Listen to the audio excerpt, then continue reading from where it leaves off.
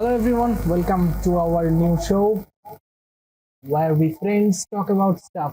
এখন আমাদের আসলে তেমন কোনো টপিক থাকবে না, তবে আমি আছি আপনাদের সাথে পার্সিভাল এবং আমার সাথে আছে মোহাম্মদ বিন হোসাইন। আহ মোহাম্মদ বিন হোসাইন, তোমার একটু পরিচয়টা দিয়ে হতো।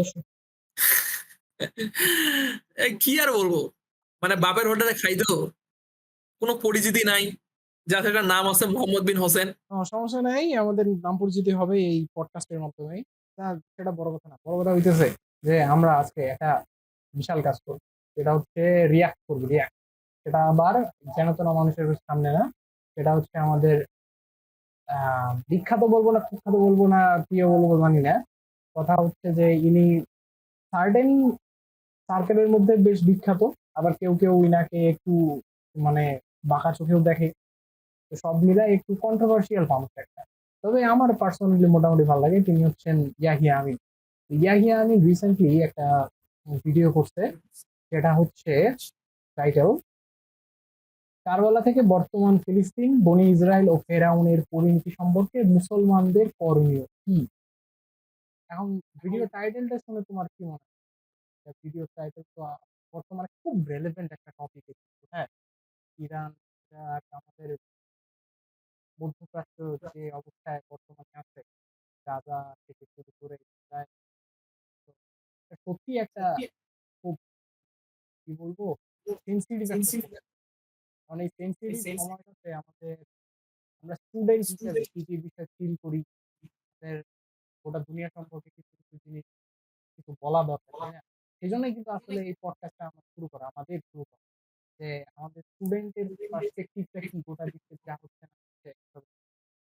তো আমরা আমরা ভিডিওটাতে চলে যাই। তো মোহাম্মদ বিন হোসাইন, আমি ছোট করে হোসেন বলছি।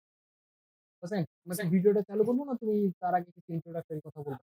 আমি আর তেমন কিছু বলতেছি না, আপনি শুরু করেন। পারিজাল জি। তাহলে তাহলে ভিডিওটা চালু করি। আচ্ছা করেন, শুরু করেন, সমস্যা নাই। গত ১,৪০০ বছরে মুসলমানদের যতগুলো ভুল, বনী ইসরায়েলের ইতিহাস, বনী ইসরায়েলের ভুল, সেইখান থেকে মুসলমানদের প্রত্যেকটা ভুলকে মেলানো। রাসূলুল্লাহ সাল্লাল্লাহু আলাইহি ওয়াসাল্লাম মারা যাওয়ার ৪৯ বছর ১০ মাসের কারবালা। দেখো, তোমার হচ্ছে ইহুদিরা ৭১টা দলে ভাগ হয়ে গেছিল, আর নাসারারা ৭২টা দলে ভাগ হবে। ভাগ হয়েছে আর কি। আর উম্মতে মোহাম্মদী মানে মোহাম্মদ ইসলামের উম্মত প্রায় ৭৩টা দলে ভাগ হবে। এই জন্য মূলত মনে ইসলাম এটা বলছে, কারণ যেহেতু ৭৩টা দলে ভাগ হবে, এখন ওই সময় কে সঠিক আর কে বেঠিক এটা তো মানে বোঝাটা তেমন একটা কঠিন, তাই না? কারণ সবাই ভাবতেছে যে আমরাই রাইট বা আমরা সঠিক, তাই না? তাদের নিজস্ব যুক্তি আছে, তাদের নিজস্ব ইয়ে আছে, ধ্যান ধারণা আছে, যেটা এখন দেখা যাচ্ছে আর কি। এখানে এখানে তোমার আহ, আচ্ছা আচ্ছা, এখানে এখানে আমরা কি শিয়া সুন্নির ব্যাপারটাতে ঢুকে পড়বো? মানে শিয়া সুন্নি কি এখন কথা বলার কি হবে? এই এই এই বিভাগের যে ব্যাপারটা তুমি বললা যে ৭৩টা ভাগে বিভক্ত হবে, বা নাসারারা কয়টা ভাগে হবে, ৭২টা না ৭১টা? ৭২, এই যে ৭২টা, এই ৭২টা ৭১টার মধ্যে কি শিয়া সুন্নিটাও পড়ে? এটা তোমার হচ্ছে ইহুদিদের কথা বলা হয়েছে যে ৭১টা দলে যে ভাগ হয়েছে। তাহলে আমাদের যে ৭৩টা দলে ভাগ হবে, এটা কি এই, কি বলে, এই শিয়া সুন্নির সহ, নাকি এগুলা এইটা আলাদা ভাগ আর ওটা আলাদা? আসলে দেখো, তোমার হচ্ছে তারা কিন্তু তাদের রুট মানে তাদের যে হচ্ছে তোমার শিকড়, সবাই কিন্তু মুসলিম দাবি করবে। হ্যাঁ, হ্যাঁ, সবাই তোমার হচ্ছে বলবে যে আমরা এক আল্লাহতে বিশ্বাস করি। হ্যাঁ, এই যে রুটটা, এই রুটটা থেকে মানে যখন শাখা পোশাখা বের হয়, যেমন তো তোমার হচ্ছে নামাজ, রোজা, এগুলো কিন্তু শাখা পোশাখা। হ্যাঁ। হ্যাঁ, এই হচ্ছে তোমার রুট একই থাকবে, কিন্তু শাখা পোশাখা গুলা কিন্তু হচ্ছে আলাদা আলাদা হবে। মানে কেউ বলবে তোমার হচ্ছে এইটা রাইট, অন্যজন বলবে ওইটা রাইট, দুজনের মধ্যে ক্লাস হবে। কিন্তু শাখা পোশাখা নিয়ে, রুট নিয়ে কোনো ক্লাস হবে না। মানে রুটে সবাই বলতেছে যে আল্লাহ এক, এন্ড আমরা তার উপর বিশ্বাস করতেছি। কিন্তু যখন ওকে, হচ্ছে ওকে, ওকে, বুঝতে পারছি। কিন্তু যখন তোমার হচ্ছে জীবন ব্যবস্থার কথা আসবে, মানে ইসলাম তো একটা জীবন ব্যবস্থা, হ্যাঁ, দেন ওখানে তোমার পূর্ণাঙ্গ জীবন মতভেদটা তৈরি ব্যবস্থা, হবে। হ্যাঁ। তখন মতভেদটা তৈরি হবে। এই জন্যই মূলত মহানবী ইসলাম বলছে যে তোমরা তোমাদের যে পূর্ববর্তী, মানে দেখো, মহানবী ইসলামের যে সাহাবীরা, তারা তো আর হচ্ছে কোনো রুটে বিভক্ত হয়নি, তারা সবাই এক, তাই না? হ্যাঁ, হ্যাঁ। মানে কিছু কিছু তো দেখা গেছে স্টিল তোমরা এক। এই জন্যই মহানবী ইসলাম তোমার ইয়ে করছে, তোমার বলা হয়েছে যে যেন তোমরা হচ্ছে তোমাদের রুটকে মানে সাহাবীদেরকে এমন ভাবে ফলো করো যাতে তোমরা হচ্ছে তাদের থেকে বিচ্যুত না হও। এবার বুঝছো? ও আচ্ছা। ওই জন্যই বলছে যে হ্যাঁ, তোমাদের রুট ধরে যাতে ওই আ কি সাপের গর্তে নাকি জানি বলছে? ওইটাই, হ্যাঁ, ওইটাই। আচ্ছা, এটাই হচ্ছে কথা। কারণ ওখানে তো আর ভেজাল হওয়ার কোনো কথা নাই। বুঝতে পারছি। তাহলে আমরা ভিডিওটা কন্টিনিউ করি। 10 অথবা 10-11 আমরা রোজা রাখি, 10-11 মুহাররম। কেন? কারবালার ঘটনা অবশ্যই সিগনিফিকেন্ট, কিন্তু কোরআন হাদিসে কারবালার ঘটনার কারণে এই রোজা রাখার কথা বলা হয় নাই, এই দিনের মাহাত্ম্যের কথা বলা হয় নাই। কারবালার ঘটনা নিয়ে পরবর্তীতে একটা বিস্তারিত আলোচনা করব ইনশাআল্লাহ। কিন্তু ওই আলোচনাটা কি আমরা করতে পারি? মানে তুমি এই কারবালা সম্পর্কে কতটুকু বলতে পারো? কারবালা সম্বন্ধে তোমার হচ্ছে একেবারে ডিটেইলে বলাটা পসিবল না আমার ক্ষেত্রে। আজকে আলোচনা করি কোরআন হাদিসে যেই ঘটনাকে কেন্দ্র করে সেখান থেকে আমরা কত কিছু শিখতে পারি এবং আমাদের সমাজ বাস্তবতা, বর্তমান প্যালেস্টাইনের বাস্তবতা সবকিছুর সাথে কিভাবে এটা এতটা লিঙ্কড। এবং আনফরচুনেটলি রাসূলুল্লাহ সাল্লাল্লাহু আলাইহি ওয়াসাল্লামের খুবই ইম্পর্টেন্ট একটা হাদিস বুখারী এবং মুসলিম শরীফের, যেখানে রাসূলুল্লাহ সাল্লাল্লাহু আলাইহি ওয়াসাল্লাম বলছেন যে তোমরা তোমাদের পূর্ববর্তীদের অনুসরণ করবা এমন ভাবে যে হাতের পরে হাত, বাহুর পরে বাহু, টু আ পয়েন্ট যেখানে তারা যদি একটা বন্য জঙ্গলি বিষাক্ত টিকটিকির গর্তে চলে যায়, তোমরা ওই গর্তে গিয়ে ঢুকবা। সাহাবারা জিজ্ঞেস করছেন আপনি কাদের কথা বলছেন? ইহুদি এবং খ্রিস্টান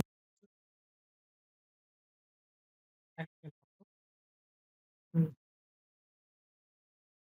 দের কথা বলতেছেন? রাসূলুল্লাহ সাল্লাল্লাহু আলাইহি ওয়াসাল্লাম বলছেন তারা ছাড়া আর কারা? বনি ইসরাইলের ভুলের কথা, বাস্তবতার কথা আমাদের মুসলিমদেরকে বারবার কোরআনে কেন বলা হয়েছে, হাদিসে কেন বলা হয়েছে? কারণ আল্লাহ আযজা ওয়া জাল বলছেন ওরা যে ভুলগুলা করছে তোমরা সেই ভুলগুলা করো না।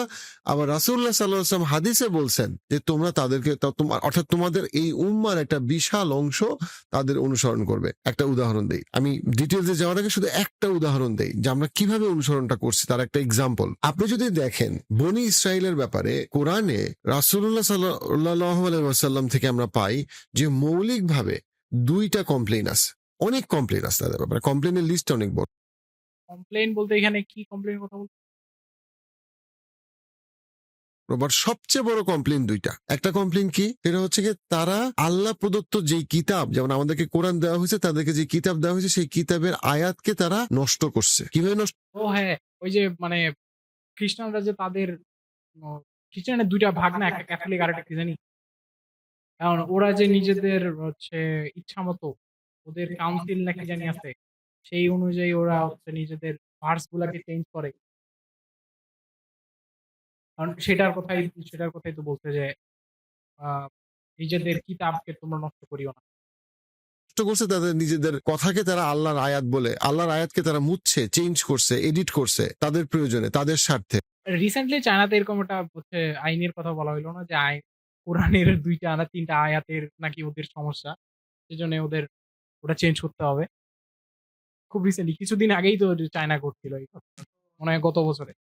হ্যাঁ, ওদের মানে তোমার হচ্ছে ইসলামের যে কোর, তোমার হচ্ছে মূল বিষয়গুলো। এখন তুমি যখন আ মানে বিদ্যমান সমাজ ব্যবস্থা যখন ঢুকবা, তখন মডার্নিজম যাকে বলা হয়, মানে মডার্ন একদম। মানে মডার্নিজম মডার্নিজম বা সেকুলারিজম এর সাথে ইসলামের যে কোর জিনিসগুলো এগুলা হচ্ছে ক্লাশ করবেই। কারণ তোমাকে আল্লাহ তাআলা এখানে পাঠানো হয়েছে তোমার ইয়ের জন্য, এই পরীক্ষা নেওয়ার জন্য। পরীক্ষার জন্য। পরীক্ষার জন্য। এখন তোমার পরীক্ষার হল তো তোমার হচ্ছে তোমার অনুকূলে থাকবে না। সবসময় প্রতিকূলে থাকবে, তাই না? হুম, হুম। এইজন্য তোমার হচ্ছে তুমি যখন এই দুনিয়াটাকে নিজের অনুকূলে আনার চেষ্টা করবা, মানে নিজের মানে যখন ইচ্ছা যখন খেয়ালখুশি করবা, যখন ইচ্ছা করতেছো, আসলে তাহলে তো আর পরীক্ষাটা হইল না। হুম। তোমাকে যে এই পুরা ৮০ থেকে ৯০ বছরে মানে বলা হয় থাকে আরকি। ৮০ থেকে ৯০ বছর বা ৭০ বছরের যে জীবনটা দেওয়া হইছে, এই পুরা জীবনটাতে তুমি যদি হচ্ছে নিজের ইচ্ছা মতো করো, দেন তাহলে তোমার হচ্ছে এই ইয়ের পর মানে মৃত্যুর পরে মৃত্যুর পর পরকালে। তোমার জন্য একটা বড় ধরনের একটা শাস্তি অথবা পুরস্কার পুরস্কার ঘোষণা যেকোনো করছে, একটা তাই না? থাকবে, হ্যাঁ। এরকম একটা থাকবে, কিন্তু খুবই বড় কিন্তু। এখন ভোগবাদী জীবন যদি আমরা আ লিড করি তাহলে তো আর সেটা হবে না। আমাদের তো অবশ্যই না পরীক্ষায় আসলে অংশগ্রহণ করতে হবে। এখানে কথাটা হচ্ছে কি, তোমার হচ্ছে ৭০ বছর বা ৭০ বা ৮০ বছরের টাইম স্প্যান কিন্তু খুব শর্ট একটা টাইম। হ্যাঁ, মানুষ মানুষ বলতে পারে যে এটা অনেক বড়। কিন্তু আসলে তুমি যখন হচ্ছে হাজার বছর বা কোটি বছরের একটা ইয়েতে আনবা, মানে Scale এ। হ্যাঁ, স্কেলে আনবা, তখন কিন্তু খুবই শর্ট একটা টাইম। এখন এই শর্ট টাইমের জন্য তুমি হচ্ছে হয় একটা মানে জান্নাত পাবা অথবা জাহান্নাম পাবা। এটা কিন্তু অনেক বড় একটা ইয়ে হয়ে যাচ্ছে। মানে শাস্তি হিসেবে বলো আর হচ্ছে পুরস্কার হিসেবে পুরস্কার বলো। হিসেবেই বলি, তাই হ্যাঁ। না? এইজন্য তোমার হচ্ছে এই যে মডার্নিজম বা তুমি হচ্ছে বর্তমানে সমাজ যে ব্যবস্থা বা মানুষ যে হচ্ছে নিজের খেয়াল খুশি মতো যাইতে যাচ্ছে। এখন এই জিনিসটা ডিফাইন করতেছে যে তুমি হচ্ছে নিজের খেয়াল খুশি মতো ৭০ বছর কাটাইলা এন্ড তুমি হচ্ছে ইয়ের পর চাচ্ছ যে জান্নাত পাবা অথবা এত বড় একটা স্কেলের একটা পুরস্কার পাবা। এটা তো হওয়ার কথা না। হুম। এইজন এটা তখনই হবে যখন তুমি ৭০-৮০ বছর মানে ওই স্কেলের চাইতে একটা কম মানে টাইম স্পেন্ড তুমি হচ্ছে ওই পরীক্ষার হলে ভালোমতো পরীক্ষা দিবা।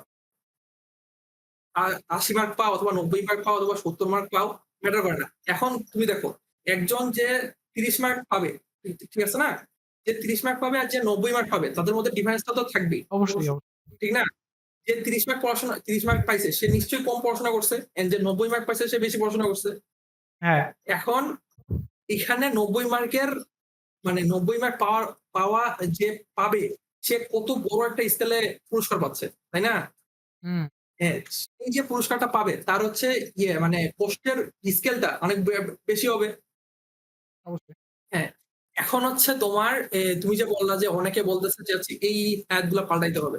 হ্যাঁ, ওদের হচ্ছে তোমার ব্যবস্থার জন্য মানে ওদের জীবন ব্যবস্থা ওরা যেভাবে চাচ্ছে, এই ব্যবস্থার জন্য ওরা হচ্ছে এই আয়াতগুলাকে পরিবর্তন করতে যাচ্ছে।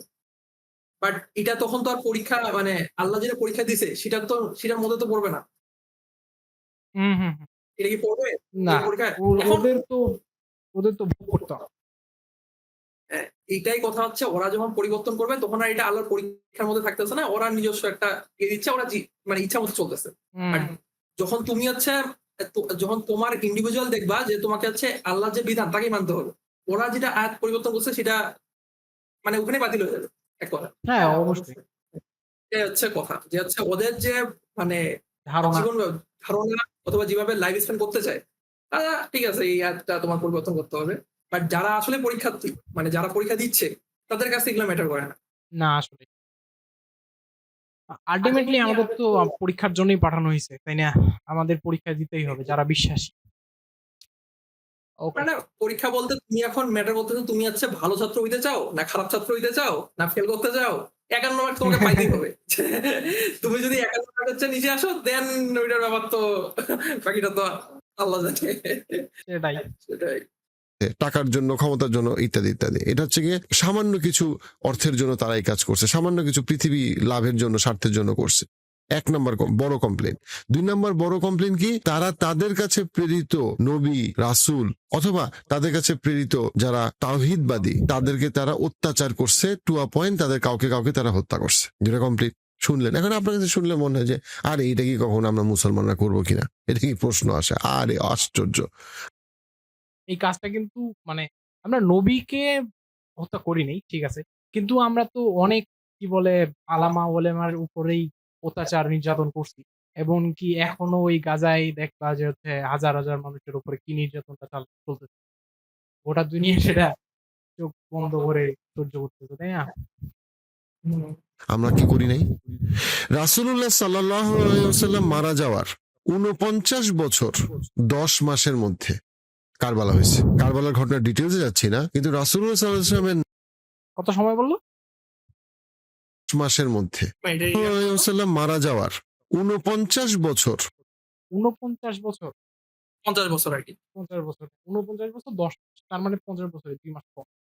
হ্যাঁ। ১০ মাসের মধ্যে কারবালা হয়েছে। কারবালার ঘটনার ডিটেইলসে যাচ্ছি না, কিন্তু রাসূলুল্লাহ সাল্লাল্লাহু আলাইহি ওয়াসাল্লামের নাতি ইমাম হোসেইন রাদিয়াল্লাহু আনহু, যার ব্যাপারে রাসূলুল্লাহ সাল্লাল্লাহু আলাইহি ওয়াসাল্লাম সহিহ হাদিসে বলছেন এটা আমার পরিবার। রাসূলুল্লাহ সাল্লাল্লাহু আলাইহি ওয়াসাল্লাম বলছেন ইমাম হোসেইন জান্নাতের যুবকদের সর্দার, লিডার। অর্থাৎ হুম। ইমাম হাসান আর ইমাম হুসাইন ২ ভাই তো, তাই না? হ্যাঁ, আর ভাই। এদের সরাসরি মুহাম্মদ সাল্লাল্লাহু আলাইহি সাল্লামের সাথে সম্পর্কটা কি একটু বলবা? এরা হচ্ছে তোমার মহানবী সাল্লামের যে মেয়ে ফাতেমা রাদিয়াল্লাহু আনহা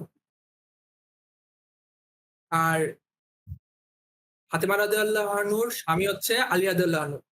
হুম। আলী রাদিয়াল্লাহু আনহু এন্ড ফাতেমা রাদিয়াল্লাহু আনহুর এই বাচ্চা হচ্ছে তোমার দুই ছেলে হাসান আর দুই ছেলে দুই ছেলে।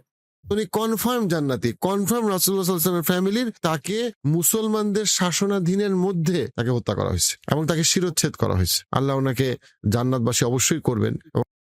হুম হুম ওই যে একটু আগেই যা বলা হয়েছে যে নবীদেরকে অত্যাচার করা হয়েছে, এমনকি হত্যা করা হয়েছে। এখন কি বলে হুসাইন আলাই ইমাম হুসাইন যদিও মানে নবী ছিলেন না, কিন্তু মহানবীর কথা অনুযায়ী তিনি তো হচ্ছে জান্নাতীদের লিডার, যুবকদের লিডার ছিল, তাই না? তাকেও তো হত্যা করা হয়েছে। তার মানে মুসলমানরাও মোটেই মানে কি বলি সবসময় ভালো কিছু ছিল না। মানে এদের মাঝেও ওই ক্ষমতার দম্ভ আর কি বলে ভোগবাদী এটাও ছিল। এবং আমাদেরকে ওনার আসলে সাথে তোমার এই মানে আমাদের যে চার খলিফা, মানে হ্যাঁ চার খলিফা কোথায়? আমাদের যখন মহানবী ইসলাম মারা যায় তখনই শুরু হয়ে গেছিল তোমার হচ্ছে ভণ্ড নবীদের আগমন। হুম হুম মানে উনার উনার তো এক একটা ভবিষ্যৎবাণী ছিলই যে উনার মারা যাওয়ার পরেই হচ্ছে ভণ্ড নবীদের দেখা হবে, দেখা পাওয়া যাবে। মানে উনি ভবিষ্যৎবাণীও করছে, সবকিছু করছে। উনার মারা যাওয়ার পরপরই এই অবস্থা। তাহলে বুঝো। আর আমরা কথা বলতেছি 50 বছর পর। 50 বছর। আর আমরা এখন দাঁড়ায় আছি 1500 বছর না 1400 বছর পর। তাহলে এখন আরো কি অবস্থা হবে? জান্নাতে থাকার তৌফিক দান করুক। হ্যাঁ, অবশ্যই উনি নবী না বা রাসূল না, অবশ্যই ইমাম হোসেন রাদিয়াল্লাহু আনহু অবশ্যই সেটা না, কিন্তু উনি তো ওই পরিবারের এবং উনি তো নিশ্চিত জান্নাতি এবং উনি তো জান্নাতের সর্বোচ্চ স্তরের, যাকে রাসূল উনি তো মানে জান্নাতের সুসংবাদ পাইছিল, তাই না? মোহাম্মদ ও ইমাম হোসাইন। রাসূলুল্লাহ সাল্লাল্লাহু আলাইহি ওয়াসাল্লাম এত এটা তো ভালোবাসতেন, বললোই। আদর হ্যাঁ করতেন, হ্যাঁ সারা শরীরে উনি চুমু খাইছেন ইমাম হোসেন রাদিয়াল্লাহু আনহুর অলমোস্ট। কিন্তু দেখেন বনি ইসরাইল ব্যাপারে যে অভিযোগ যে তুমি তোমার নবী রাসূলদেরকে অথবা তাদের অনুসারীদেরকে তুমি অত্যাচার করছো এবং তাদের কাউকে কাউকে তুমি হত্যা করছো, দেখেন আমরা কি করলাম, আমাদের উম্মতের গল্পটা কি। রাসূলুল্লাহ সাল্লাল্লাহু আলাইহি ওয়াসাল্লাম 50 বছর পার হয় নাই তার আগে কিন্তু এই ঘটনাটা ঘটছে। অর্থাৎ আমি এই জন্যই ঘটনাটা বললাম, অবশ্যই সমগ্র মুসলমান সমাজ ওই হত্যাকাণ্ডের সাথে জড়িত ছিল না, সবাই এটার জন্য দায়ী না, কোনো সন্দেহ নাই, কিন্তু মুসলমানদের মধ্যেই কিন্তু একটা অংশ এই কাজে গেছে, এই কাজ করছে। সেটার অনেক কনটেক্সট আছে, সেই কনটেক্সট আরেক দিনের। কিন্তু আমি যেটার জন্য আমি যেটা বললাম, গত 1400 বছরে মুসলমানদের যতগুলা ভুল, মুসলমানদের আজকে যতগুলা পরাজয়, প্রত্যেকটা পরাজয় এই একটা হাদিস দিয়ে দেখা যায়। সেটা হচ্ছে গিয়ে কথাটা কিন্তু সত্য যে ইসলামের যে আজকে এই অবস্থা, তার বেশ কিছু কারণের মধ্যে একটা হচ্ছে এই ঐক্যটা না থাকা। বনি ইসরায়েলের ইতিহাস, বনি ইসরায়েলের ভুল, সেইখান থেকে মুসলমানদের প্রত্যেকটা ভুল। তো এই যে আমরা হচ্ছে মানে আমরা যে কিছুদিন আগে করলাম, হ্যাঁ বয়কট করলাম, তাই না? পুরা বিশ্বে হইলো ইসরায়েলি পণ্য বয়কট, তোমার ইসরায়েলি পণ্য বয়কট। ইসরায়েলি পণ্য বয়কট। ইসরায়েলি ইসরায়েলি পণ্য বয়কট করলাম। দেন একটা ভালো একটা লস খাইলো। এন্ড আল্টিমেটলি কিন্তু তোমার হচ্ছে ইসরায়েল বা আমেরিকা দুইটা কিন্তু দুই একই। হ্যাঁ এটা যে বুঝবে না তাকে আমি কিভাবে বুঝাবো জানি না। ওরা দুজনেই একই। সো যদি আমেরিকায় মানে আমেরিকার আপনি লস খাওয়ান বা ইসরায়েলের লস খাওয়ান, ওই দুজনেই লস, বুঝলেন? আর তোমার ইসরায়েলের প্রতিষ্ঠা আমেরিকা সাপোর্ট করে এই জন্যই যে ইসরায়েলের মাধ্যমে আমেরিকা মিডল ইস্টে হ্যাঁ প্রভাব হ্যাঁ বিস্তার হ্যাঁ করতে পারতেছে। এই জন্যই ইসরায়েল ওদের জন্য এতটা ইম্পর্টেন্ট। যেই মুহূর্তে ইসরায়েল নাই হয়ে যাবে, আমেরিকা আর ওখানে প্রভাব বিস্তার করতে পারবে না। হ্যাঁ, এই জন্য ইসরায়েল এই এতটা ইম্পর্টেন্ট। এই জন্য হ্যাঁ, মানে প্রভাবটা কিন্তু শুধু যে ইসরায়েলের কারণে তা না, কিন্তু মানে এটা কিন্তু শুরুটা ইসরায়েলের, প্রভাব বিস্তারের শুরুটা ইসরায়েলের। মানে তোমার ইসরায়েলের শুরু, বাট হচ্ছে ওরা ওখানে একটা মানে নেশন তৈরি করে রেখে দিছে, যাতে তোমার আরবরা কখনোই দাঁড়াইতে না পারে। মানে হ্যাঁ তাদের ভূখণ্ডে ওই ইসরায়েলের যে নিয়মটা আছে যে আমাদের কাছে নিউক্লিয়ার পাওয়ার থাকবে, কিন্তু তোমরা আমাদের আশেপাশে যারা আছো তোমাদের কারো কাছে থাকতে পারবে না। সেজন্যই তো ইরানের উপরে অ্যাটাকটা করতে হবে। এই মানে ওরা হচ্ছে ইসরায়েল যদি ওরা চলে যায় তাহলে হচ্ছে মনে করো আরব থেকে মানে আরবে তো মনে করো ওরা বলে যে অনেক টেররিস্ট অর্গানাইজেশন আছে, আরো অনেক কিছু আছে।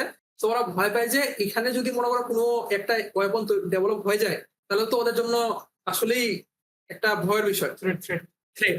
এই জন্য ওরা করে রাখছে যে ওখানে একটা নেশন থাকা দরকার। কারণ কালকে মনে করো কাতার বললো যে আজকে আমাদের বেস খালি করতে হবে, তাহলে ওরা বাধ্য তোমার হচ্ছে কাতার থেকে বেস করে নেওয়া। কিন্তু তবে আমার মনে হয় না কাতারি কাজটা করবে, কিন্তু তাও এটা একটা মানে করবে না, বাট পসিবল থ্রেট। হ্যাঁ, আমেরিকা তো আর পসিবল থ্রেটের জন্য বসে থাকবে না। আমেরিকা বলতেছে হইতে তো পারে যে একটা সময় কাতার বললো যে আমাদের বেস সরাই নেন, তখন তো ওইটা ফাঁকা হয়ে যাবে। এই জন্য তোমার হচ্ছে ইসরায়েল এতটা জরুরি। ওখানে ইসরায়েল থাকলে কেউ তোমার থ্রেট দিতে পারবে না যে হচ্ছে এটা সরান বা ওটা সরান। এখন কথা হচ্ছে যে আমরা যে বয়কট অভিযানটা চালাইলাম, এত মানে অনেক লং একটা প্রসেসে ওদের আসলে ক্ষতি হয়েছে, কিন্তু তোমার crore crore billion billion dollar ক্ষতি হয়েছে।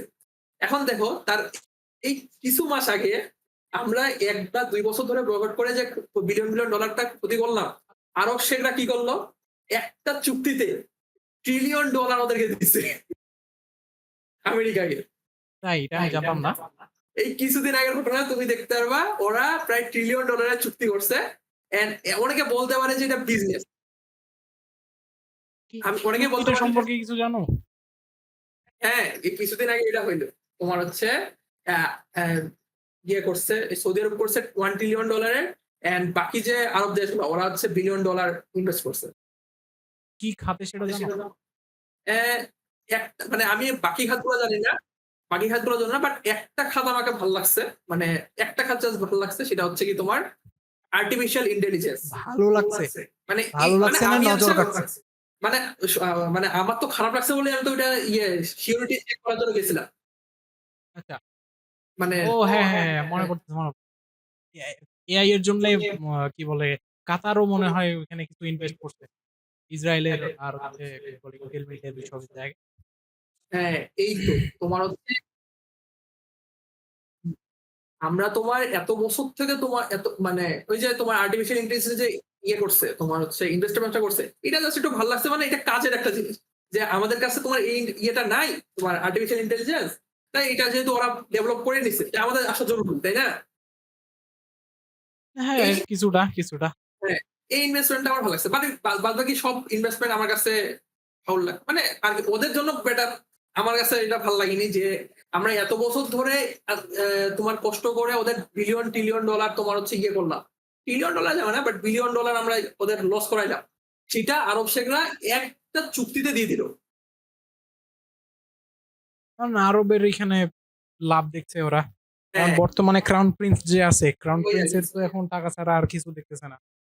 মানে উনি যে বললো, মানে এই যে আমিন যেটা বললো যে আমরাই আমাদের নিজেদের বিপদটা রাখে আনতেছি, এই সবচেয়ে বড় উদাহরণ রিসেন্ট।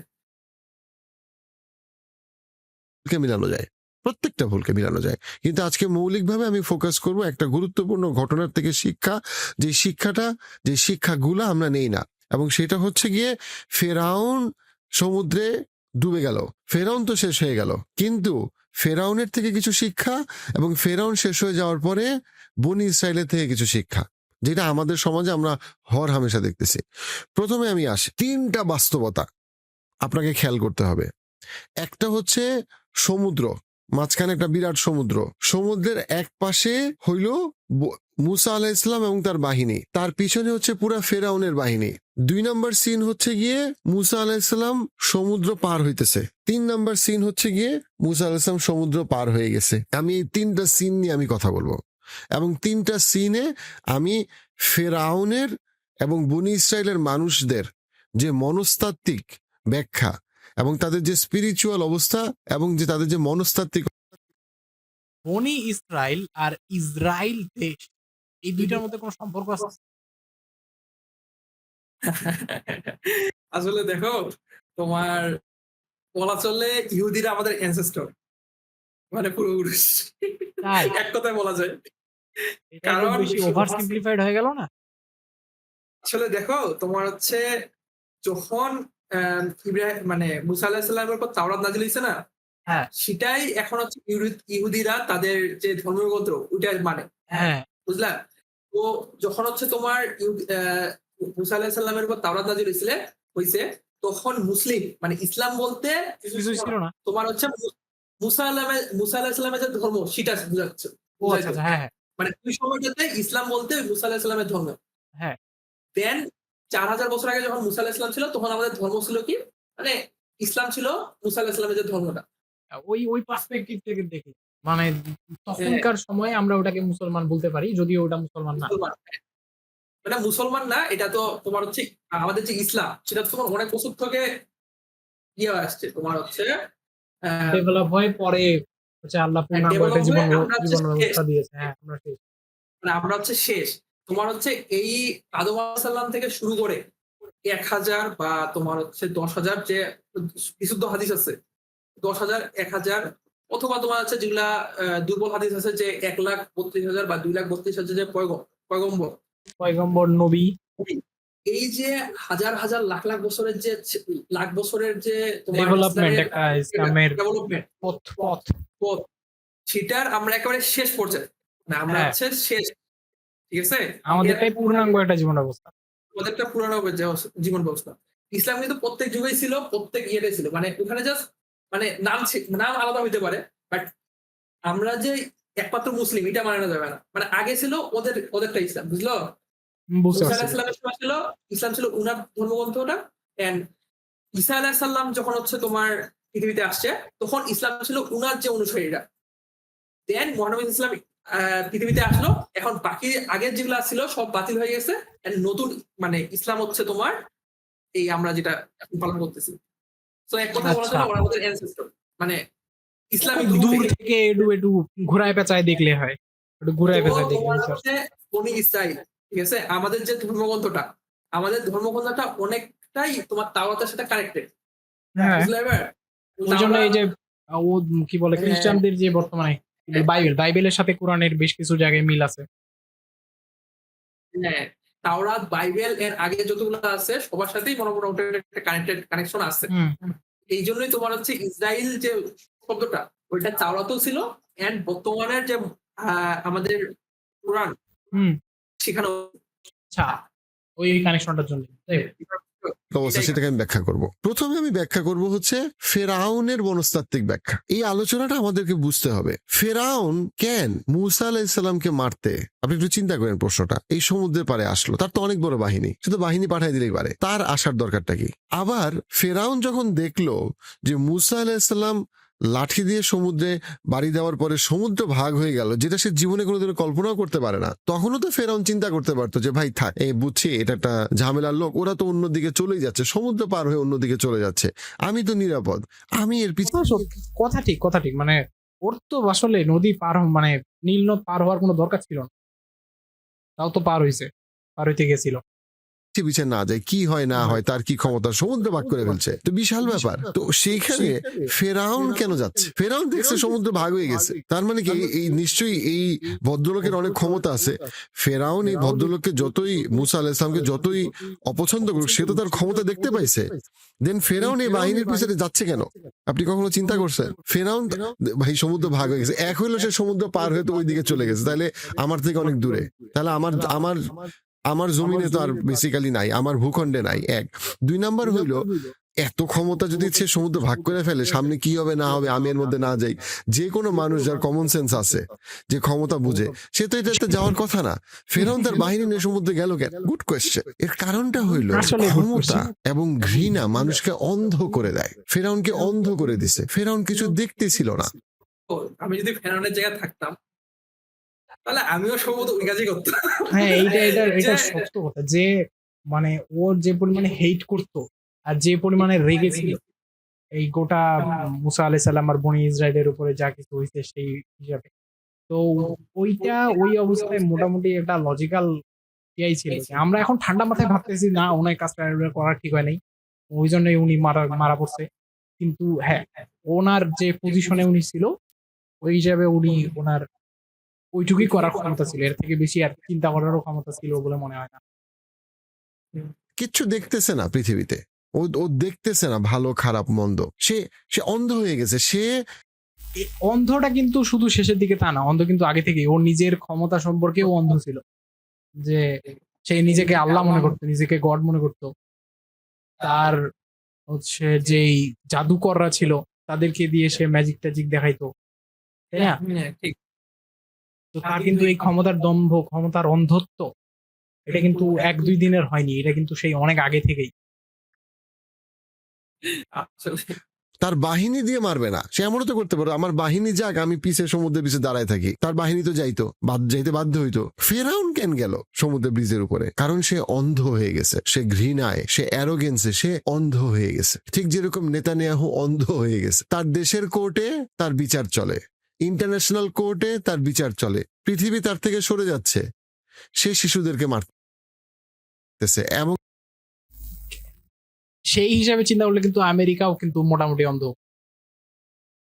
আমি আমেরিকার এটা বলবো কি যে হচ্ছে তাদের নিজস্ব আইডিওলজি আছে, যখন তাদের ট্রাম্প আবার ক্ষমতায় আসলো তখন কিন্তু আমি মনে করছিলাম যে এবার মনে হয় গাজা ইসরায়েলের যে ঝামেলাটা চলতেছে এটা মনে হয় কিছুটা হইলেও দমবে।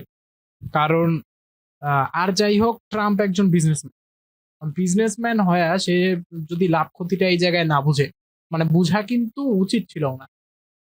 উনি কিন্তু ওই কি বলে, যখন জেলেনস্কির সাথে কথাবার্তা বললো, ওখানে কি বলছিল যে তুমি World War III নিয়ে কাজকর্ম করতেছো, নাড়াচার করতেছো, তোমার কারণে World War III হইতে পারে। কিন্তু World War III তো ডোনাল্ড ট্রাম্প লাগাইলো পরে, যখন এই ইরানকে অ্যাটাক করলো তখন। আসলে আমি ইরান যখন অ্যাটাক করছে তখন আমি World War III হবে কি হবে না এটা আমি শিওর ছিলাম যে হবে না, কারণ ইরানের ওই ক্যাপাবিলিটি নেই। যদি মনে করো suppose Iran nuclear weapon develop করেও, তোমার একটা জিনিস দেখো যে আমেরিকার আছে প্রায় হাজারের উপরের নিউক্লিয়ার ওয়েপন, আর সেখানে মানে করো ইরান ইরান ডেভেলপ করলে কয়টা হবে? করলে একটা বা দুইটা, এর বেশি আর কি। একটা, দুইটা, 10টা। তোমার কি মনে হয় 10টা ইয়ে দিয়ে এত বড় একটা দেশের সাথে ও লড়াই করবে? সেটাই, এখন আমেরিকার পজিশনটাও জিওগ্রাফিক্যালি এমন একটা জায়গায় না, আমেরিকাকে কিন্তু সোভিয়েত ইউনিয়নও খুব একটা দমাইতে পারেনি। হ্যাঁ, পারবে না। এন্ড কারণ দ্যাটস ওয়াই তোমার হচ্ছে জিওগ্রাফিক্যালি আমেরিকা এমন একটা জায়গায় ওইভাবে অ্যাটাক করা আসলে আমেরিকাকে অ্যাটাক করা আসলে কতটা সম্ভব, কি জানে? সম্ভব আসলে বলে তো সম্ভব মনে হয় না। একমাত্র তোমার হচ্ছে ইয়ের জন্য, তোমার কি বলে এই ইরান না, এই রাশিয়ার জন্য এটা হচ্ছে সম্ভব। কারণ কি ওদের ইন্টার গ্যালাকটিক মানে ইন্টার কন্টিনেন্টাল তোমার হচ্ছে ওয়েপন আছে। তোমার একটা মহাদেশ থেকে আরেকটা মহাদেশে অ্যাটাক করার যে এবিলিটিটা, ওইটা একমাত্র রাশিয়ার এন্ড চায়নার আছে। বুঝলা? হ্যাঁ, এখন চায়না ওটা নিয়ে বেশ ভালো রকম কাজ করতেছে। হ্যাঁ, ভালো মতো কাজ করতেছে। সো একমাত্র ওরা, আমি কয়দিন আগে শুধু শুনছিলাম যে রাশিয়া তোমার হচ্ছে স্যাটেলাইট ওয়েপন তৈরি করছে। যেটা হ্যাঁ, দিয়ে এইটা কিন্তু অনেক আগে থেকে ছিল, স্যাটেলাইট থেকে একটা রড ফেলে দিবে কোনো একটা জায়গায়, ওটা শুধুমাত্র ওই গতির কারণেই আসে গোটা শহর বা দেশ একদম ধুলাইসাৎ করে দিবে। কারণ দেখো, ব্যাপারটা কিন্তু শুধু এমন না যে একটা মহাদেশ থেকে আরেকটা মহাদেশ, যেমন ইউরোপ থেকে এশিয়া, ব্যাপারটা হইতেছে তুমি ইউরোপ থেকে আমেরিকায় অ্যাটাক করতেছো। এই আমেরিকা মানে পজিশনটা এমন যে ওর আশেপাশে আর কোনো দেশই নেই, আর ওর আশেপাশে যেই পরিমাণে ওয়াটার হচ্ছে ওশেনটা আছে, এইটা সম্পূর্ণটা আমেরিকার দখলে। তো আমেরিকায় কিন্তু নিজেদের ইচ্ছা মতো ওই জায়গাটা কন্ট্রোল করে। ওইখানে একটা যদি পাখিও ঢোকে, আমার মনে হয় আমেরিকা জানে যে এখানে একটা পাখি ঢুকবে। তোমার একটা, আচ্ছা ঠিক আছে ঠিক আছে, তোমাকে একটা মজাদার বিষয় বলি, ঠিক হচ্ছে আচ্ছা তোমার লাতিন আমেরিকার যে দেশগুলা, যে পেরু, আর্জেন্টিনা, ব্রাজিল, এরা কিন্তু মানে এশিয়া মহাদেশের থেকে খুব বেশি খুব উন্নত, এটা তো জানো। খুব উন্নত বলা যায় কি, মনে তো হয় না। মোটামুটি ভাবে ভালোই উন্নত, তাদের তোমার কালচার আচ্ছা, বলতো, এশিয়ার লাইফস্টাইল অন্যান্য দেশের তুলনায় আমাদের বাংলাদেশ ইন্ডিয়ার তুলনায় কিছুটা ভালো, অনেকটা ভালো। অনেক উন্নত। বাট তারা কখনো তোমার হচ্ছে এই যে ওয়েপন বা হচ্ছে তোমার হচ্ছে যুদ্ধ, এগুলাতে কখনো তাদেরকে দেখবা না। এটা লক্ষ্য করছো? হ্যাঁ, এটা ঠিক যে ওদের সঙ্গে যুদ্ধের সাথে কখনো আসলে ওইভাবে দেখা যায় নাই। এটা তোমার মানে অনেকটা মনে হইলো না যে হচ্ছে উইয়ার্ড, উইয়ার্ড মনে হইলো না? আসলে উইয়ার্ড। আসলে weird। এখন তুমি দেখো একটা জিনিস, সেটা হচ্ছে তুমি রাশিয়ার যে প্রতিবেশী দেশ, ওইদিকে যাবো না, ওই ইউক্রেনের দিকে যাবো না, সেটা হচ্ছে তোমার হচ্ছে এই পাশের যে কাজাকিস্তান, তুর্কমেনিস্তান, এদেরকে কখনো তুমি হচ্ছে সংবাদপত্রে দেখছো যুদ্ধ যুদ্ধ নিয়ে? না, মানে তোমরা দেখছো? চলতেই আছে। মানে এরা হচ্ছে তোমার আমাদের চেয়ে বেশি উন্নত, অনেক উন্নত। ঠিক হ্যাঁ। আছে? বাট স্টিল ওরা যুদ্ধ নিয়ে কখনো অতটা ইয়েতে আসে না। তোমার হচ্ছে নিউজে আসে না। না। দেখো তারা তাদেরকে পুরোটাই কন্ট্রোল করে রাশিয়া। হ্যাঁ। বুঝলা? এখন তুমি দেখো, তোমাকে আমি কিছুদিন ও আগে আচ্ছা, আচ্ছা, বুঝেছি, বুঝেছি, বুঝে হ্যাঁ, আছি। তোমাকে একটা কথা বলি সেটা হচ্ছে চাইনার পাশে যে একটা দেশ আছে কি জানি না? মঙ্গোলিয়া। মঙ্গোলিয়া, হ্যাঁ, মঙ্গোলিয়া। মঙ্গোলিয়া তারপরে আরো হ্যাঁ, আরো কিছু আছে। এগুলা দেশকে কখনো যুদ্ধের ইয়ের নাম মঙ্গোলিয়া দেশটা বড় হইলেও মঙ্গোলিয়া কিন্তু খুব একটা উন্নত দেশও না, আর মঙ্গোলিয়ায় কিন্তু মানে খুব বেশি জনসংখ্যাও নাই। মঙ্গোলিয়ার প্রায় 90%ই, ওদের তোমার হ্যাঁ, মঙ্গোলিয়ার হিস্টোরি অনেক রিচ। ওইখান থেকে ওইখানে ওই যে চেঙ্গিস খান ওইখান থেকে আসছে, ওদের ওদের আরো বেশ ভালো রকমের একটা কি বলে প্রেজেন্স ছিল গোটা দুনিয়াতে। ঠিক আছে। এন্ড ওই হিস্টোরি থেকে এই হিস্টোরি দেখলে মানে এখন বর্তমানে যা চলতেছে সেটা দেখলে আমার একটা অবাক হওয়ার মতো না? হ্যাঁ, অবশ্যই, হ্যাঁ। অবশ্যই।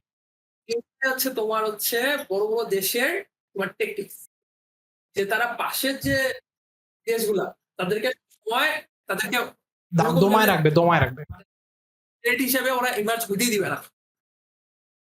বুঝতেই পারে? এই তো। এটাই হচ্ছে মজাদার বিষয়।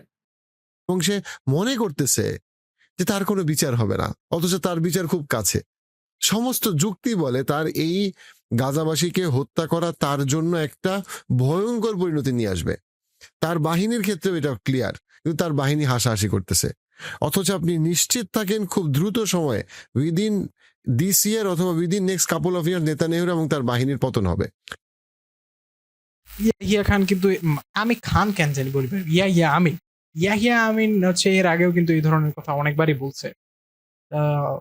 কিছু প্রেডিকশনও দিছিল কিছুদিন আগে, কিছুদিন বলতে মাস 6 আগে। আমি জানি না, মানে প্রেডিকশন গুলো দেখি নাই। প্রেডিকশনের শুধু ভিডিওটা সামনে আসছিল, থাম্বনেলটা দেখছিলাম। ভিডিওতে কি বলছিল সেটাও মনে নেই, তবে প্রেডিকশন কিছু করছিল। আমার মনে হয় না ওইসব প্রেডিকশন কোনো কিছুই ফলন হয়েছে, কারণ ট্রাম্প যে পরিমাণে কি বলি আনপ্রেডিক্টেবল আচরণ করে, এটা আসলে কখনোই সম্ভব হয় নাই যে ওনাকে ওনার কোনো একটা কার্যকলাপ আমরা প্রেডিক্ট করি। ইসরায়েল হয়তো থাকবে, কিন্তু তাদের এই বাহিনী ইতিহাসের পাতায় একটা নির্মম পরিণতির শিকার হবে, ফেরাউনের মতো। কিন্তু কিছুদিন আগে একটা মিম দেখলাম। মিমটা হচ্ছে হিটলার কিছু একটা জানতো, সেই জন্য ইহুদিদেরকে মারতেছিল। আমরা মুসলমান অনেক সময় বুঝি না, আমরা বৃহত্তর সমাজ আমরা এটা বুঝি না। আমরা মনে করি ফেরাউনের অনেক ক্ষমতা, ফেরাউনদের অনেক ক্ষমতা। আমাদের দেশে এক সময় হেলিকপ্টার দিয়ে গুলি চলছে না, কি হয়েছে তারপরে? তখন তো মনে হচ্ছে আরে ওরা হেলিকপ্টার দিয়ে গুলি করতে পারে, সাধারণ মানুষদের তো কোনো ক্ষমতা নাই। তারপরে কি হলো? খুব ইম্পর্টেন্ট পয়েন্ট, ফেরাউনের যে মৃতদেহ, সে মৃতদেহ কে কেন রাখা হয়েছে? আল্লাহ আজ্জা ওয়া জাল আমাদেরকে জানাইছেন যে তার মৃতদেহতে মাটিও প্রবেশ করে নাই, পানিও প্রবেশ করে নাই, এবং এটাকে প্রিজার্ভ করা হয়েছে। কেন? কারণ রিমাইন্ডার দেওয়ার জন্য। কেন? কারণ এই রিমাইন্ডারটা তোমাদের দরকার। তার মানে হইলো আমাদের অনেক মানুষ ফেরাউনের মতো হয়ে যাবে, এবং আমাদের অনেক মানুষ যে ফেরাউনের মতো হয়ে যাবে, এটার সবচেয়ে বড় চিহ্নটা কি? চিহ্নটা হইলো আমি যে 3টা সিন বললাম। 1 নাম্বার সিন সমুদ্রে এখনো যায় নাই, 2 নাম্বার সিন সমুদ্রের মাঝখানে, 3 নাম্বার সিন সমুদ্র পার হয়ে গেছে, তাই না? বনি ইসরায়েলের পরবর্তীতে ইতিহাস কি? বনি ইসরায়েলের অনেক মানুষকে ফেরাউন হয়ে গেল না? এক্স্যাক্টলি। যেই ফেরাউনের অত্যাচারে বনি ইসরায়েলের মানুষের জীবন সংকীর্ণ, তাদের পুরুষ শিশুদেরকে হত্যা করা হচ্ছে, সেই একই বনি ইসরায়েল বাহিনীকে পরবর্তীতে অন্য কারো শিশুদেরকে হত্যা করে নাই, করছে। আমাদের যে মহানবীর উত্তর মানে পূর্বসূরি, তারা বনি ইসরায়েলের তো। এক মিনিট, এক মিনিট একটা কথা বলি সেটা হচ্ছে কি যে আমাদের যে যে ইব্রাহিম আলাইহিসসালাম ছিল, হ্যাঁ, উনি একটা দোয়া করছিল যে এখন থেকে শুরু করে মানবী ইসলাম পর্যন্ত যত ধরনের তোমার পূর্বপুরুষ আছে বা তোমার পূর্বপুরুষ বলতে নবী বা উত্তরসূরি। রসুল আছে, মানে উত্তরসূরি না, নবী বা রসুল হবে, ঠিক আচ্ছা। আছে? এই সব নবী বা রসুল হচ্ছে আমার ব্লাড লাইন থেকে বা আমার বংশধর থেকে যেন হয়, এটা একটা দোয়া করছিল ইব্রাহিম আলাইহিসসালাম। আচ্ছা, হ্যাঁ।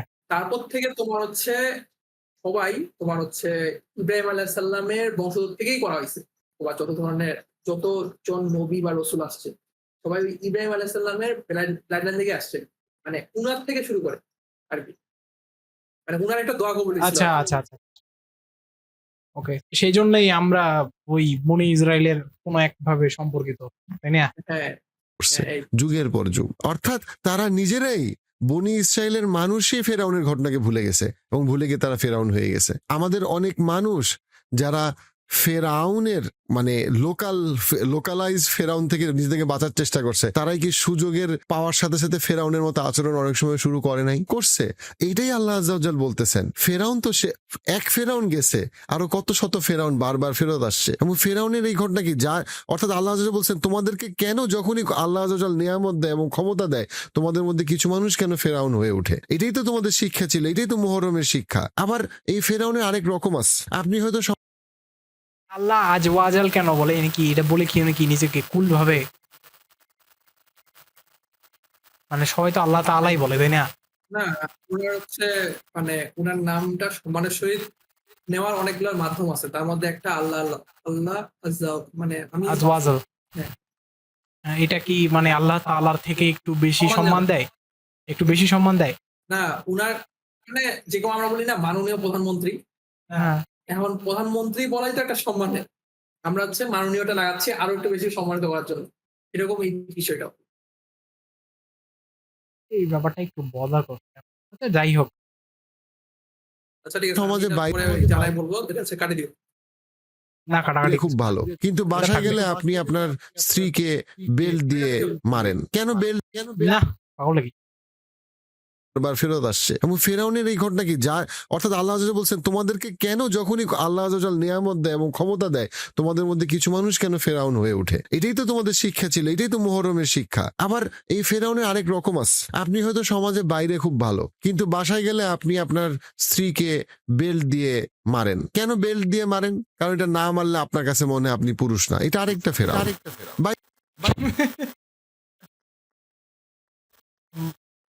কিছু মানুষের হয়তো এমন সাইকোলজি আছে নাকি, যারা স্ত্রীর উপরে হাত তুলে নিজেকে খুব পুরুষত্ব প্রমাণ করে। এটা আমাদের ভাই অনেক আগে থেকে হয়ে আসতেছে আর ব্লাড লাইনে চলে আসছে। এটা আসলে খুবই ব্যাপারটা খারাপ একটা ব্যাপারটা practice, কাপুরুষতার। বাইরের থেকে আপনি খুবই খারাপ আপনিও একটা আপনার অফিসের বসের সামনে কাচুমাচু, কিন্তু যখনই আপনি আপনার সন্তানদেরকে দেখেন, সন্তানদেরকে আপনি অকারণে মারেন। স্বামী কখনো, স্ত্রী কখনো।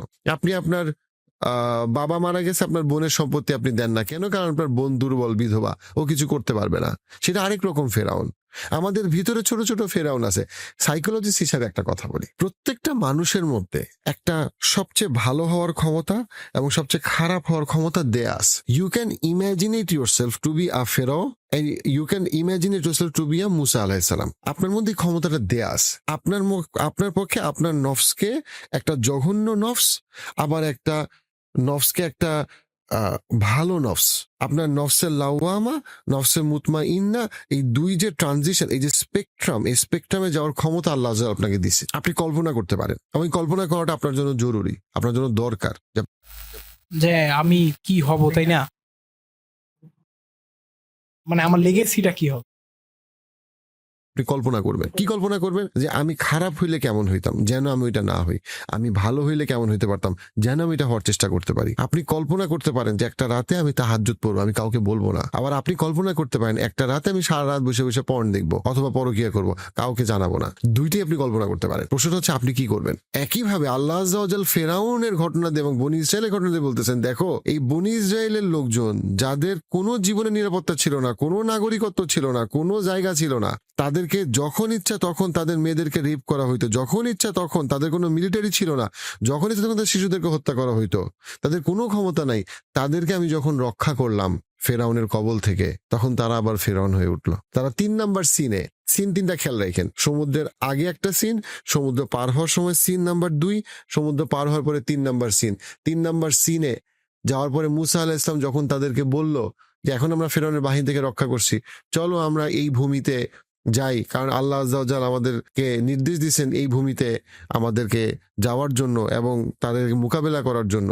তখন বনি ইসরায়েলের লোকজন কি বললো? সামিআনা ওয়া আসাইনা, আমরা শুনলাম কিন্তু আমরা মানবো না। আরে ভাই, তুমি মাত্র দেখলা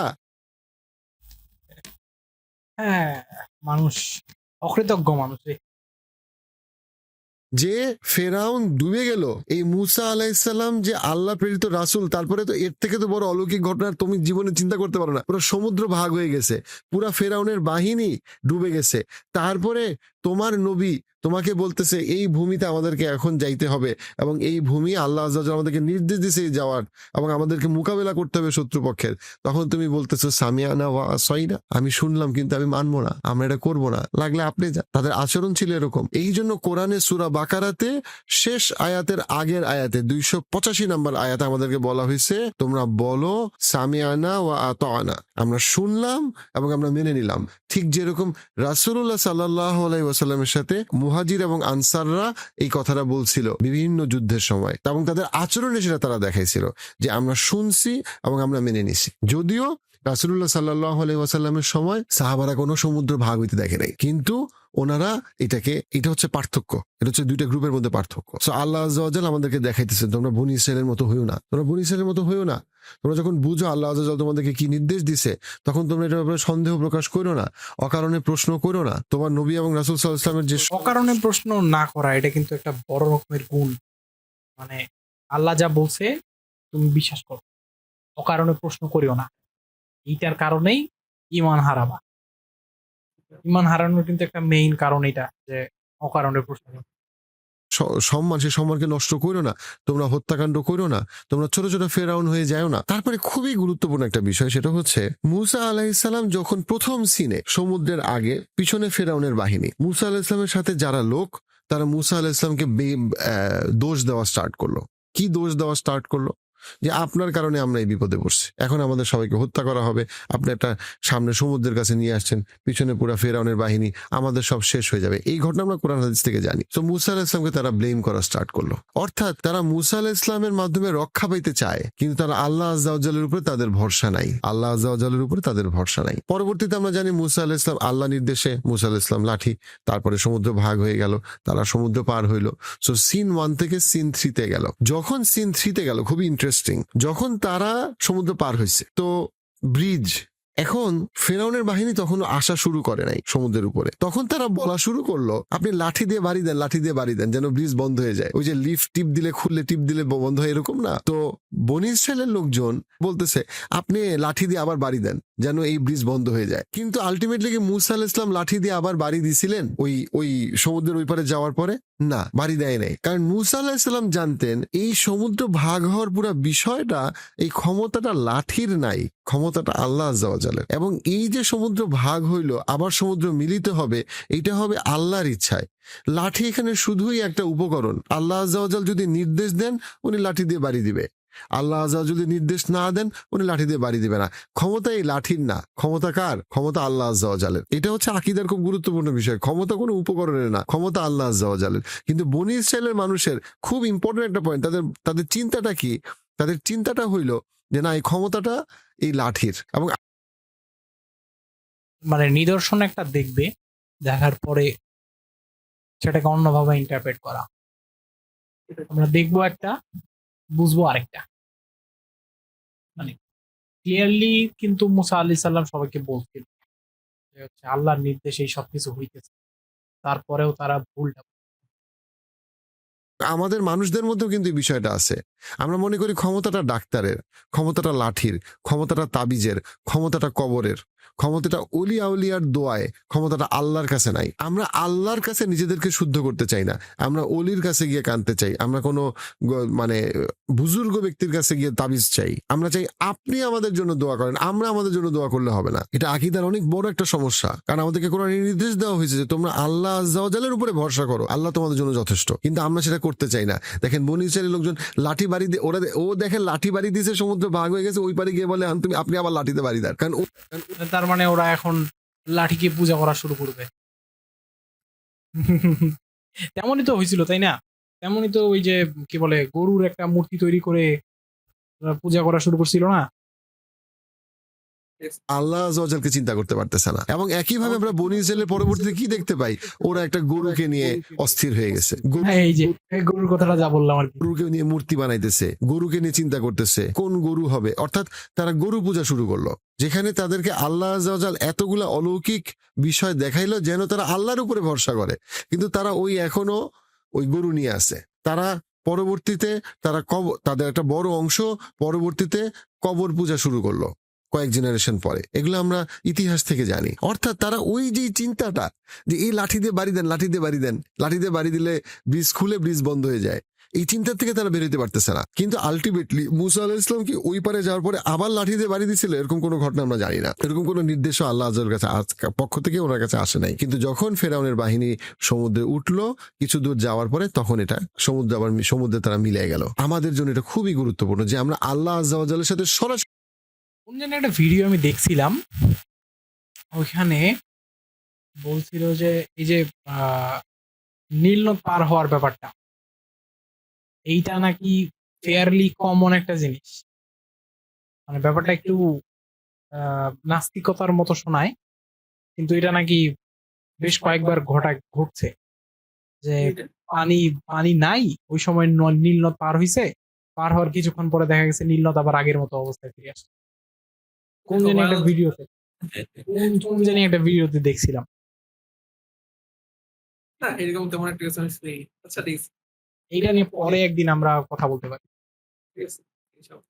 কানেক্ট করি এবং আমরা কোনো মাঝখানে কোনো ইন্টারমিডিয়ারি না খুঁজি, এবং আমরা মনে না করি যে আমরা উপায় উপকরণ দিয়ে কোনোভাবে আল্লাহ আযজা ওয়া জালের কাছে পৌঁছাইতে পারবো যদি আমাদের অন্তর আল্লাহর সাথে কানেক্টেড না। এটা কখনোই পারবো না। আমার অন্তর যদি আল্লাহর সাথে কানেক্টেড না থাকে, আমি কোনো উপায় উপকরণ দিয়ে কোনো শর্টকাট দিয়ে আমি আল্লাহর কাছে পৌঁছাই যাব, এরকম কোনো সিস্টেম আল্লাহ রাখে নাই। আপনাকে আপনার শুদ্ধতা, তাকওয়া এবং ঈমান দিয়ে আল্লাহর কাছে আপনার দোয়া পৌঁছাবে, অন্য কিছু দিয়ে পৌঁছাবে না। এবং অন্য কোনো রাস্তায় গেলেই তখন সেখানে শিরকের রাস্তাটা আস্তে আস্তে খুলবে।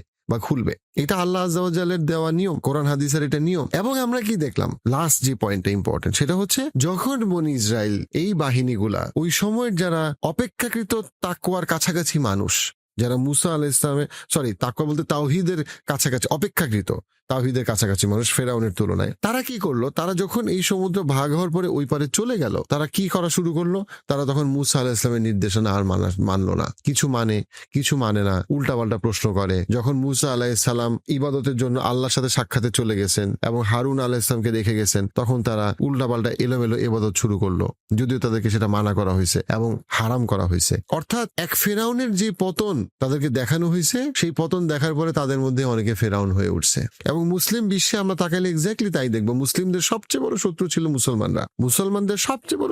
মুসলমানদের আজকে এই পরাজয়ের অবস্থা মুসলমানদের নিজেদের কারণে। আমরা যতই ষড়যন্ত্রের গল্প বলি, ষড়যন্ত্র অবশ্যই ছিল, শুধুমাত্র ষড়যন্ত্রের জন্য কখনোই মুসলমানদের পতন হয় নাই। মুসলমানদের পতন হয়েছে ক্ষমতা আল্লাহ আযজা ভাঙার পরে আবার ছোট ছোট ফেরাউন। এই ষড়যন্ত্র কাজই করতো না যদি আমাদের মধ্যে ঐক্যটা থাকতো।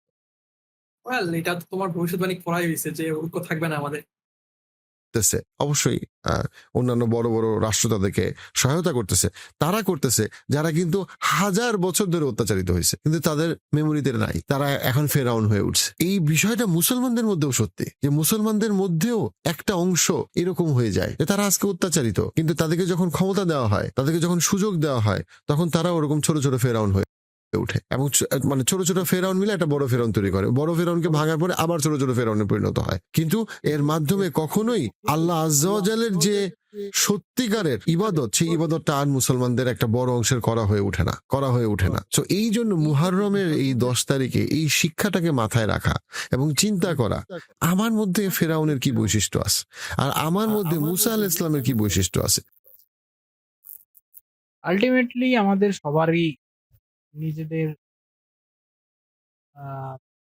ভালো খারাপ দিকগুলো চিন্তা করতে হবে। এটা নিজেকে, সমাজকে কিভাবে এফেক্ট করে সেটা চিন্তা করা লাগবে। আল্লাহর নির্দেশ সবকিছু মিলায় আমাদের যা করণীয় সেটা ভাবতে হবে। ঐক্য একজন দিয়ে হবে না অবশ্যই, তবে ঐক্যটা একজন থেকেই শুরু হয়। হ্যাঁ, আসলে বিষয়টা অনেক জটিল। মানে যখন তুমি গভীরে যাওয়া তখন দেখবা যে মূলগুলা ছড়াই গেছে। সবাই নিজেরটা সঠিক মনে করতেছে। সবাই ভাবতেছে যে চলতেছে চলুক। আমার আর কি করার আছে, আমি তো একাই। যারা মনে করো যে একটু চেষ্টা করতেছে তাদেরকে সরায় দেওয়া হচ্ছে। তাদেরকে বলা হচ্ছে যে তুমি আমাদেরটা মানে মতাদর্শ তো পার্থক্য হবেই, বুঝলা না? এটাই। তখন আসলে সে অ্যাটাক করতেছে। এটাই আরকি। চলতেছে এই জিনিসগুলা। দেখা যাক ভবিষ্যতে আমাদের ইসরায়েল আর গাজার যেই কনফ্লিক্ট চলতেছে এটা কোথায় যায় দাঁড়ায়। আসলে এটার ব্যাপারে যে ভবিষ্যৎবাণী করা আছে সেটা হচ্ছে এই যে তোমার ইসরায়েলের যে গন্ডটা এটা একমাত্র আম কালো পতাকাবাহী একটা দল আসবে। তারাও ১ম এ হারবে ওখানে। এরকম একটা অবস্থা যে ডিভাইন একটা দল আসতেছে। তারাও ওখানে হারবে। অ্যান্ড দেন তোমার হচ্ছে আম ইমাম মাহদির আবির্ভাব হবে। ওই সময় তারা হচ্ছে তোমার জিতার একটা আসবে। সম্ভাবনা সময় তৈরি হবে। আসবে আর সব জিতবে। মানে ওখানে খুবই ক্রিটিক্যাল একটা বিষয়। আল্লাহ সব ওপেন করে দিচ্ছে। এখন আমরা তারপরও অন্ধ। বাকিটা নির্ভর করতেছে আমাদের ইচ্ছা শক্তি আর ইন্টারপ্রিটেশনের উপরে, তাই না? মানে আল্লাহ হচ্ছে তোমার সবকিছু ওপেন করে দিছে। এখন আল্লাহ শুধু দেখতেছে তুমি চেষ্টা করতেছো কিনা। সেটাই সেটাই। আল্লাহ বলেও দিছে যে তুমি সেখানে হারবা। আল্লাহ বলে দিছে যে একটা যুদ্ধ আসবে তোমার হচ্ছে ইয়ের দিকে। তোমার কি বলে এটাকে? এই আ ভারতে।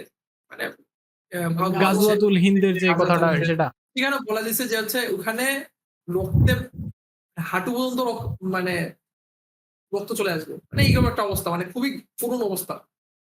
তারপরেও তো আল্লাহ হচ্ছে তোমার কাছে পরীক্ষা করতেছে তুমি তারপর যাবা কি যাবা না? মানে তোমাকে হুম, বলে দিচ্ছে সবকিছু। বাট তুমি হচ্ছে যাবা কি যাবা না সেটা হচ্ছে তোমার ইয়ে করতেছে। জাজ করতেছে। দেখা যাক আমাদের বোধোদয় হয় কি।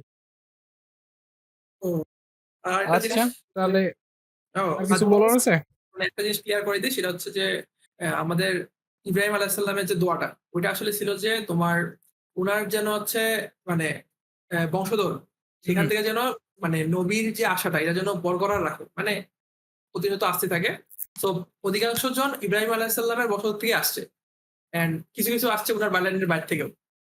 বাট মহানবী ইসলাম আমাদের শেষ নবী আসছে ইব্রাহিম আলাইহিস সালামের ব্লাড লাইন থেকে। ইব্রাহিম আলাইহিস সালাম কি এই চিন্তা করে দোয়া করছিল যে আমার বংশের মধ্যেই যদি আবার নবীরা আসতে থাকে তাহলে আমার উত্তরসূরি যারা তারা আর পথভ্রষ্ট হবে না?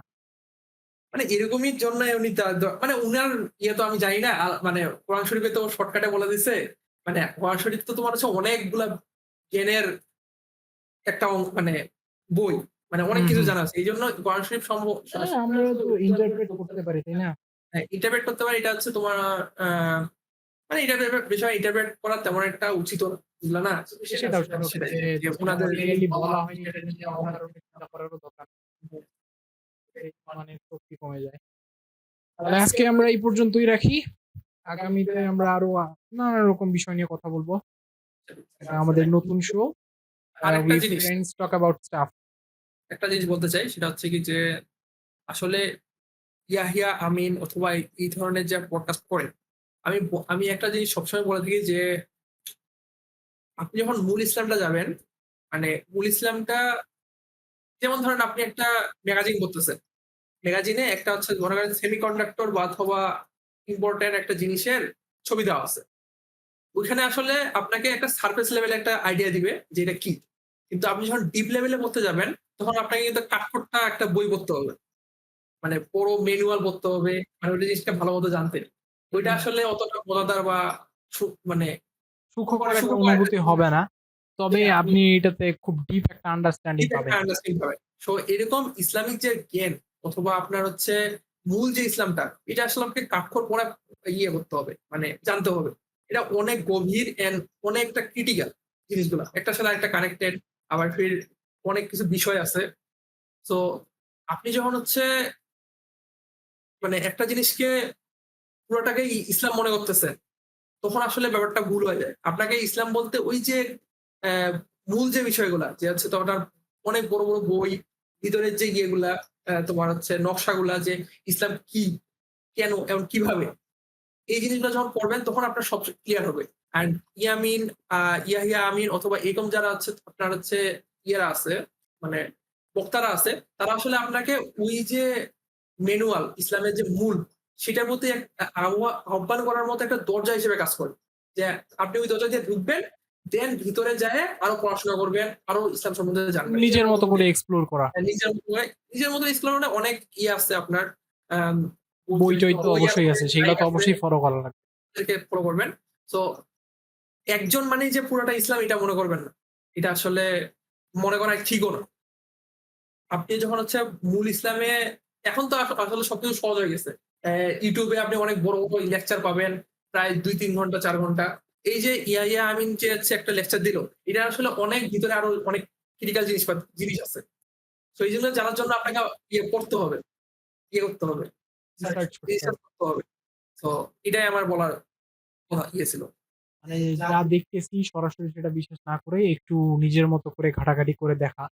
বিশ্বাস বলতে কি আপনি একটা জিনিস ঠিক আছে আপনার ওটা জ্ঞানের জন্য ঠিক আছে। বাট আপনি হচ্ছে আরো ভিতরে ঢুকেন। ওই জিনিসগুলা নিয়ে রিসার্চ করার জানার চেষ্টা চেষ্টা করেন। করে। এটাই বলব। আচ্ছা, ঠিক আছে। দেখা হবে আগামী এপিসোডে। সে পর্যন্ত ভালো থাকবেন, সুস্থ থাকবেন। আসসালামু আলাইকুম।